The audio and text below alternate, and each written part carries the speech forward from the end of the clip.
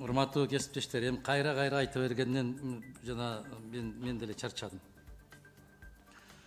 Мына текстти карап олтуруп, мына карагылачы, айланайындар, муну окуу мүмкүн эмес. Сиз өзүңүз окудуңузбу ушуну? Окудум. Эч ката таппадыңызбы? Ката тапкан жокмун. Сиз бир жигиттей болуп атасыз, жана президенттен кемчилик көрдүңүзбү, кемчилигин тапкан жокмун дегендей. Муну карабайсызбы? Караңыз анда, биринчи беренени караңыз. Биринчи берененин 3-чү абзацын караңыз. Эгер кыргыз болуп кыргызча түшүндүрө алсаңыз, мен азыр эки колумду көтөрүп берем. Окуйбуз. Жаңы беттен карап караңыз. Чыгымдарга жана адамдардын жашоо аракет шартынын бузулушуна. Бул не деген сүйлөм? Сиз не деп түшүнөсүз ушуну? Кайсы бүтүн айтып атасыз? Биринчи беренен 3-чү абзац. 3-чү абзац. Караңыз. Материалдык чыгымдарга жана адамдардын жашоо аракет шартынын бузулушу. Адамдардын жашоо аракет шарты деген эмне деген түшүнүк бул? Түшүндүрүңүзчү? Таптыңызбы? Биринчи берене 3-чүсүндө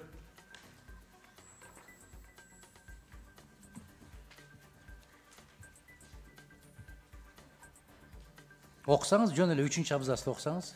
өзгөчө кылаалардын алуу жана өзгөчө кылаалардын келип чыккан тобокелдиги мүмкүн болушу. Жок, 3-чү абзацты билесизби? Сиз 4-чү абзацка өтүп кеттиңиз. Өзгөчө кылаалар жана адам курмандыктарына, адамдардын саламаттыгына жана айлана чөйрөгө зыян келтирүү, олуттуу материалдык чыгымдарга жана адамдардын жашоо аракет шартына бузулушуна. Токтоңуз. Адамдардын жашоо аракет шарты. Бул эмне деген түшүнүк? Бул деген орус тилден которгондо жизнедеятельность болуп которулат да. Это нарушение жизнедеятельности населения. Ошон үчүн силер орусчадан түгүз деле которуп алып, бүт аталасын чыгардыңар да, тилдинчи аталасын чыгарып бүттүңөр. Бул не деген адамдардын жашоо аракет шартынын бузулушуна. Бул не деген түшүнүк? Ушул жерде олтурган ким болсо ошол болсун, мага түшүндүрүп берсе, мен эки колумду көтөрүп берем азыр. Бул не деген сүйлөм? Андан кийин 4-5 абзацты караңыз. Айлана чөйрөнү деген сүйлөмдү окуңузчу.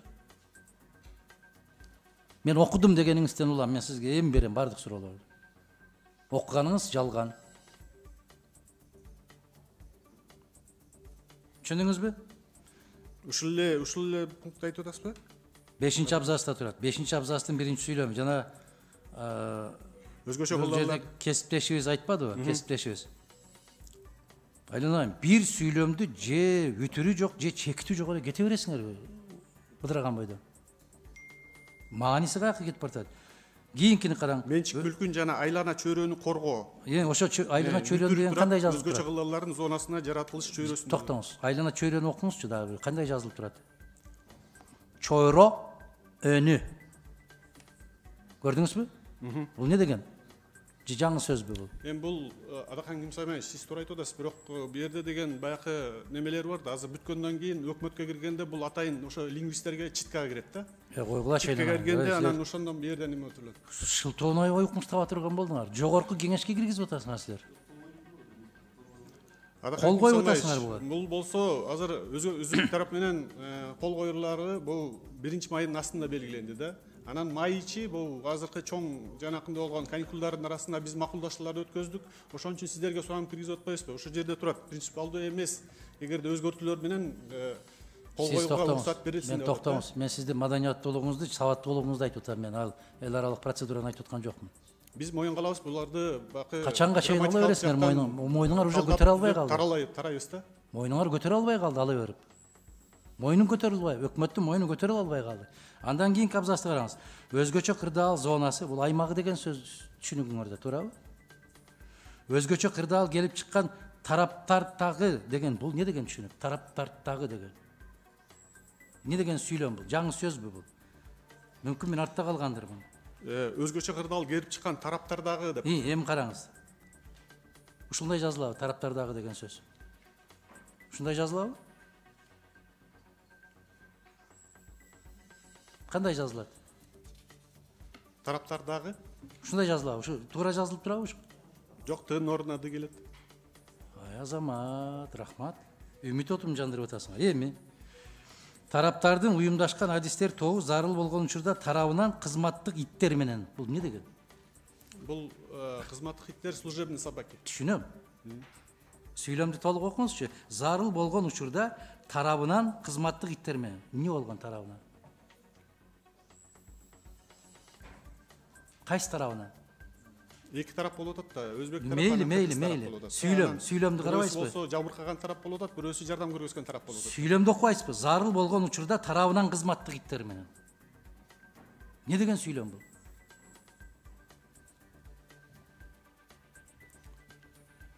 Кызматтык иттерди түшүнөм, кызматтык адамдар дагы бар анын ичинде. Кимисине кирет бул? Адамдарга киреби же кызматтык иттерге киреби? Тараптар болсо, бул болсо эки тарап болуп атат, ошолордун кызматтык иттери болуп атат да. Адахан Исмаилович. Айынан ушул күнгө жетем деп ойлободум эле дагы. Эми не деш керек экен буга? Не деш керек? Мына зарыл болгон учурда тарабынан кызматтык иттер. Кайсы тарап? Бул жок, бул бак эми тараптардын деген маани да. Маанини сиз айтып атасыз азыр. Сүйлөм кандай болуп атат? Сиз тура айтып атасыз. Дагы мынаны караңыз. 4-чү беренени окуңуз. 4-чү беренеге чейин дагы мына бол. 3-чү беренени караңыз. Айтор Чыңгыз мырза, мындай документ болбойт. Биз өзүбүздү сыйлашыбыз керек. Биз сыйлашыбыз керек. Башынан баштап мен айттым. Бизге кеч келди. Бүгүн эле биздин Анда күн тартибине киргизбеңиз. Биз баарыбыз биз добуш берип койгонбуз. Жардам берип коюшубуз керек, 16-сында сүйлөшүүлөр болот. Ошон үчүн биз азыр карап атабыз. Жок, момундай сүйлөшүүлөр менен барбаш керек. Бул маскара мына, уят мына. Адахан Исмаилович, азыр биз макулдагандан кийин биз өкмөткө киргизебиз, аяктан болгон баягы башкармалыктарды өтүп, лингвистикадан өкмөтүңөрдө деле бизде окуган эч ким жок. Мына министриңер кол коюп берип атпайбы? Министриңер эмне кол койсо өкмөтүң ошого эмне муну акыл жапарып окуйт дейсиңерби? Жок, тияка баргандан кийин лингвисттердин отделинен да өтөбүз да биз. Жок, кечирип койгула. Силер жанакы Бишкектин мэринде болуп атасыңар. Ката жазса эч нерсе эмес, азыр компьютер оңдоп коет дегенде. Силер өзүңөр окуйсуңар мындай, окудум дедиңиз сиз. Мен сизге суроо бердим, окудуңузбу? Окудум дедиңиз. Мунуну караңызчы эми. Алмашуу. Бuyokça көрүлгөн чаралар алмашуу. Бул не деген сүйлөм бул? Я. Мына 3-чү берененин 3-чү абзацын, 4-чү абзацын караңыз. Жоюу buyokça маалымат алмашуу. Координациялоо. Бул не деген сөз? Бул сүйлөмдүн мен өзүм уялып атам, азыр ушулардын бардыгын окуштан аябай катуу уялып атам. Мына 4-чү беренеде мындай деп турат. Тараптардын мамлекеттеринин мамлекеттик уюмдары. Бул не деген айланайын кыргыздар, силер кайдан пайда болуп, кайсы мектептен окуп атасыңар? Кайсы институтты бүтүрүп атасыңар? Эгер министр кол койгон расмий кагаз ушундай кирип аткан болсо, экзаменди албай эле койбойсуңарбы балдарда? Сиз окусаңыз, окуп атканда мен сыяктуу анча-мынча жерин оңдоп койбойсузбу, айтып койбойсузбу? Жолдош министр, буга кол койбой туруңуз. Уят болуп калабыз дебейсизби сиз? Окуган экенсиз. Министриңиз кол окубаса керек. Азыр окуу деген бул чоң трагедия. Адахан Исмаилович, сиздин айткандарыңызды эске алабыз. Качан? Мында кирип атканда сизге мен атайын өзүм келип кетем. Мага келбей эле коюңуз. Мага келбей, мунулардын баарын оңдоңуз. Барганда дагы лингвисттер менен иштейбиз. Бул жаатына дагы ким даярдаган боло турган болсо, ошолор менен дагы чара көргөнгө аракет кылабыз да. Кимге чара көрөсүз? Министргеби? Жок, бул эми бир аткаруучу даярдалды да. Даярдаса министр кол коюп атпайбы? Жок, эми ошонун моюнуна алып атабыз, Адахан Исмаилович. Эми ошондуктан сиздерден сурагандык элек, эми азыр ушу менен колдоп берсеңиздер, биз ошол менен өкмөткө тарап тазалап, жакшынакай кылып киргизебиз. Аяктан дагы лингвистикадан өткөзүп, эми 26-сында болот экен, эми бияктан эми катасына эмес, эми бак маанисине карайлы да. Мааниси жок болуп атпайбы, айланайын. Мен маанисин окуп атам ошо. Тараптардын иттери менен дейсиңер, бул кайсы деген, бул не деген сүйлөм пайда болот? Өзбекчөсү дагы бар да мунун, Өзбекчеси бар, өзбектерде. Барбы? Ошо өзбекчөсүн берип койсоңуз, ошону да карайлы, алар кандай жазды экен. Барбы силерде? Бизде жок. Өзгөчө тапшырма бербей эле комитет четке какты. Четке какты эмес. четкага. Себеп ушундай негиздин натыйжасында. Экинчиси, биз кезексиз өткөрүп бергенге даярбыз. Кезексиз жыйын өткөргөнгө даярбыз. Мен айтып атпаймынбы? Эми бала дагы кечинде bir koşnasынан bir тоогун же жумурткасын уурдап келген болсо, макул айынан айын жей берген, бирок эртең уурдабай, башынан сылап коюшубуз керек экен. Мына ушундай жагдайда азыр. Биз канчанчы жолу айтып атабыз? Биз өзүбүздүн жогорку кеңешке да айтабыз. Мына президиумда отургандарга айтабыз го, бирдеме десеңер, аппарат эске алсын, аппарат эске алсын. Жогорку кеңеш иштейби же аппарат иштейби бизде? Сиз туура айттыңыз. Жогорку кеңешти кыскартабыз, элге жакшы көрүнөбүз, аякка жакшы көрүнөбүз, натыйжада кыскартып, аппараттагы бөлүмдүн жетекчи, бөлүмдүн кызматкерлери эмес, биз депутаттар үлгүрбөй атабыз окуп. Анан кайсы бирин оңдоп үлгүрөбүз? Мен мисалы ушул мыйзам долбоорлорун окуп, канчасын оңдоп атып, көзүң кызарып чыгат. Анан акырында ыргытып берем мен жиним келгенде. Бул мыйзам эмес. Муну кыргыз жазган эмес. Муну 10 классты бүтүп, аттестат колуна тийген киши муну жазган эмес.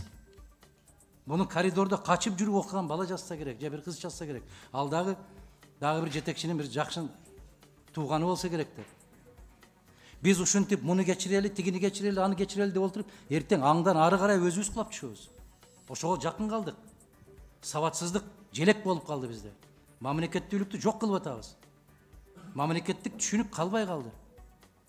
Бул не дегенге алып барабыз биз? Муну ол нерсе мусулманчылыкта да, кыргызчылыкта дагы өтө туура эмес, жанагындай адилетсиз баа берүү деп коет. Күбөлүккө тутабыз биз. Ооба, ушул документ туура экен, жакшы экен, Кыргыз менен Өзбекстандын ортосунда мамилени жакшыртат экен деп жалган күбөлүк бергенге түрт тутасыңар силер. Биз кылмыш. Түнү менен оңдойсуңарбы? Сонучум ушул. Түнү менен оңдойсуздарбы?